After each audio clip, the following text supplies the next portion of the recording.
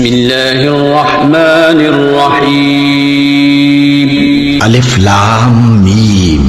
یہ کتاب یعنی قرآن مجید، اس میں کچھ شک نہیں کہ اللہ کا کلام ہے، پرہیزگاروں کے لیے رہنما ہے جو غیب پر ایمان لاتے اور آداب کے ساتھ نماز پڑھتے اور جو کچھ ہم نے ان کو عطا فرمایا ہے اس میں سے خرچ کرتے ہیں، اور جو کتاب اے پیغمبر تم پر نازل ہوئی اور جو کتابیں تم سے پہلے پیغمبروں پر نازل ہوئیں سب پر ایمان لاتے اور آخرت کا یقین رکھتے ہیں۔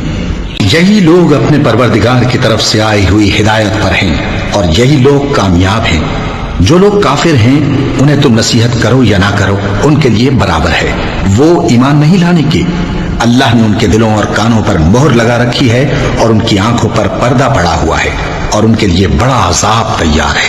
اور بعض لوگ ایسے ہیں جو کہتے ہیں کہ ہم اللہ پر اور روز آخر پر ایمان رکھتے ہیں، حالانکہ وہ ایمان نہیں رکھتے۔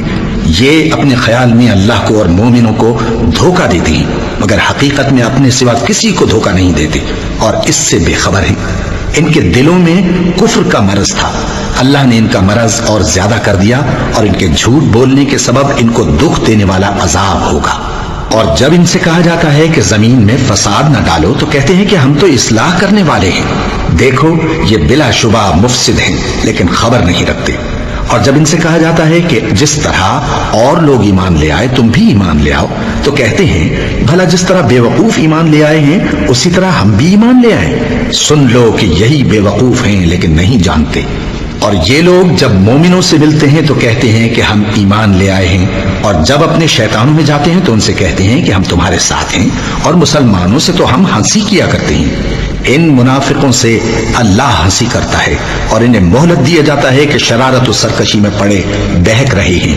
یہ وہ لوگ ہیں جنہوں نے ہدایت چھوڑ کر گمراہی خریدی، تو نہ تو ان کی تجارت ہی نے کچھ نفع دیا اور نہ یہ ہدایت یاب ہی ہوئے۔ ان کی مثال اس شخص کی سی ہے جس نے شب تاریک میں آگ جلائی، جب آگ نے اس کے ارد گرد کی چیزیں روشن کی تو اللہ نے ان لوگوں کی روشنی زائل کر دی اور ان کو اندھیروں میں چھوڑ دیا کہ کچھ نہیں دیکھتے۔